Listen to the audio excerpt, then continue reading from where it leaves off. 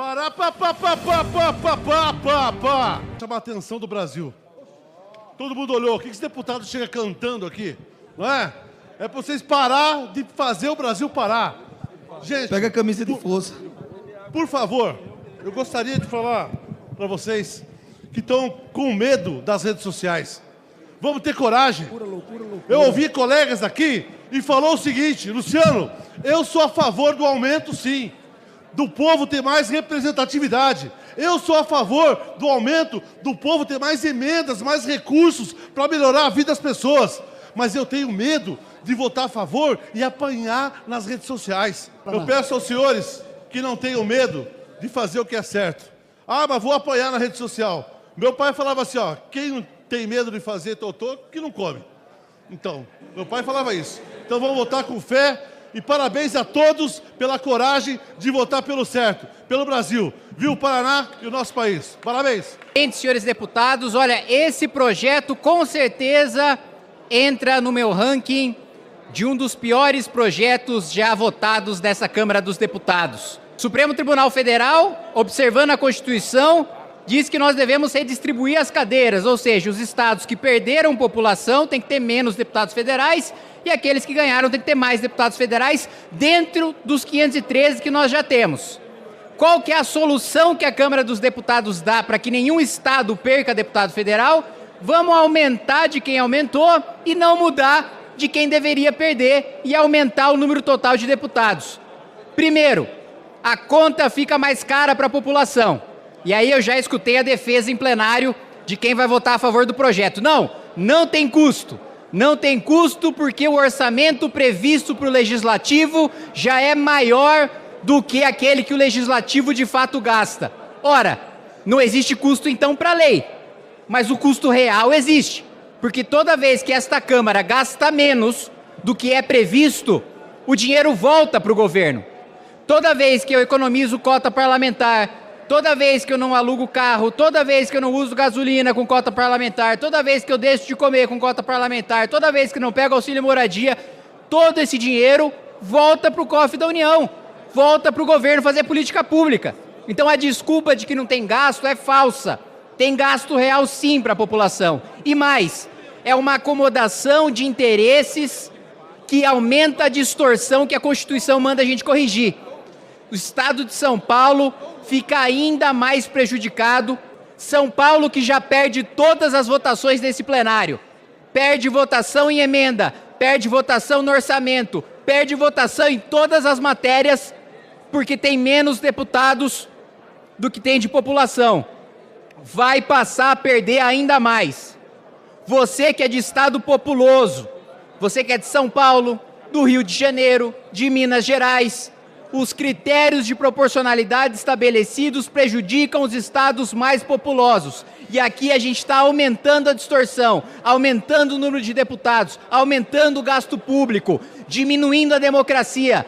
A democracia pressupõe há muito tempo, seja na Revolução Francesa, seja na Inglaterra, seja mesmo nos Estados Unidos posteriormente, pressupõe uma cabeça, um eleitor, um voto. Mas o voto do cidadão do estado de São Paulo vale até 13 vezes menos que de um estado menos populoso. Por isso meu voto é contra, presidente. Senhor presidente, senhores deputados, mais uma vez subo a essa tribuna para falar contra o projeto do aumento do número de deputados. A Constituição manda nós termos representação proporcional. O que essa casa está aprovando é um texto inconstitucional, é um texto que muito provavelmente vai ser derrubado amanhã pelo Supremo Tribunal Federal e depois vai ter gente reclamando de intervenção do Supremo.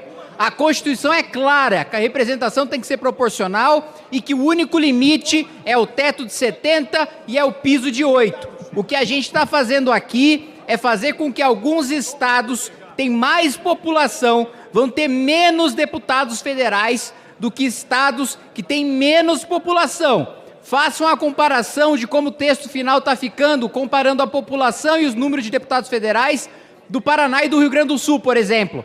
A gente está aumentando uma distorção que já existe, descumprindo o texto da Constituição, piorando a representação e ainda aumentando o número total de deputados federais. Eu sou relator na Comissão de Constituição e Justiça de uma PEC que diminui o número mínimo de parlamentares para 4, para reduzir a desproporção que a gente tem na representatividade, sem precisar aumentar o número de deputados, sem precisar aumentar o gasto. Essa é a proposta que eu coloco para Vossas Excelências. Agora, eu sei que isso nunca vai passar no plenário dessa casa. Eu sei que a gente nunca vai ter 308 votos para isso, para atender uma demanda democrática, que é fazer com que o voto de um cidadão vale a mesma coisa em todos os estados, e que o cidadão de São Paulo não seja um cidadão de segunda classe, mas mais do que isso, o que a gente tem aqui é uma acomodação de interesses que não enfrentam o problema. Eu tenho visto alguns parlamentares falar, não, é melhor a gente legislar do que deixar para o Supremo. A Constituição manda a gente legislar há 40 anos, e a gente não legislou em 40 anos. E aí, o próprio Congresso Nacional aprovou a existência de um instrumento chamado ação direta de inconstitucionalidade por omissão, que quando o Congresso é omisso, ele próprio é notificado pelo Judiciário para legislar. E o mandado de injunção, que quando o Congresso é omisso, o próprio Judiciário estabelece o exercício do direito enquanto o Congresso não legisla. É exatamente isso que está sendo feito. E aí o que a gente faz aqui no final? Aumenta a distorção contra o texto da Constituição. Amanhã o Supremo vai derrubar e vai ter razão, porque vai estar com base no texto da Constituição, que dita a proporcionalidade, e vai ter deputado aqui chorando de abuso do Supremo, quando o Supremo vai ter atuado de maneira correta. E olha que isso tem sido muito excepcional. E olha que tem sido raro ver decisão correta do Supremo Tribunal Federal. Então, mais uma vez, meu posicionamento absolutamente contrário e a vergonha de ver a maior parte dos parlamentares a favor. Como vota o PSD? Senhor presidente, parabenizar a condução dos trabalhos. A nossa Bahia vota sim, junto com o partido, com o PSD. Não podemos, estados importantes como a Bahia, como o Rio de Janeiro, como a sua Paraíba e demais estados, perder representatividade e, portanto, o PSD orienta sim. PT, deputado Ayrton Faleiro. Senhor presidente, o partido libera a bancada, mas já que o líder liberou a bancada, vou me sentir aqui à vontade para dizer que eu votei sim e o povo do Pará só tem a ganhar. Obrigado. Como diz o nosso artigo 152, o parágrafo 1º e seus incisos e também o parágrafo 2º, quando a urgência é aprovada, e nós já tivemos isso aqui na casa por inúmeras vezes, o projeto sempre foi votado, o projeto de lei complementar, sempre foi votado aqui em um turno só. Portanto, indefiro a questão de ordem de Vossa Excelência, como nós já sabemos aqui na casa, como funciona o nosso dia a dia. Está encerrada a votação. Sim, 270, não 207. O substitutivo está aprovado.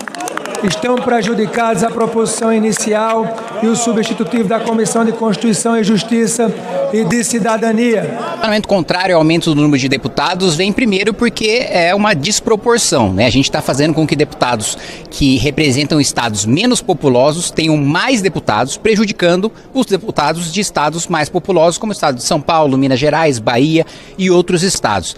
Além disso, a gente tem um aumento de gastos, né, de dezenas de milhões de reais, com mais parlamentares, mais verba de gabinete, mais cota parlamentar, mais emendas parlamentares, num momento de crise, no momento que o governo está aumentando o imposto para cobrir o rombo da gastança do Poder Executivo, e aí vem o Congresso Nacional, em vez de cortar gasto, em vez de colocar um freio nas despesas do Executivo, aumenta suas próprias despesas, criando novos gabinetes. Então, meu posicionamento contrário vem primeiro na defesa da democracia, que significa que um cidadão tem direito a um voto e que ele não pode ser subrepresentado, como acontece hoje com os estados mais populosos, e no segundo ponto de aumento de despesa no momento de crise que a gente vive. O argumento de que não vai se criar novos gastos é porque tem uma previsão orçamentária todos os anos de que o Congresso vai gastar uma determinada quantia de dinheiro.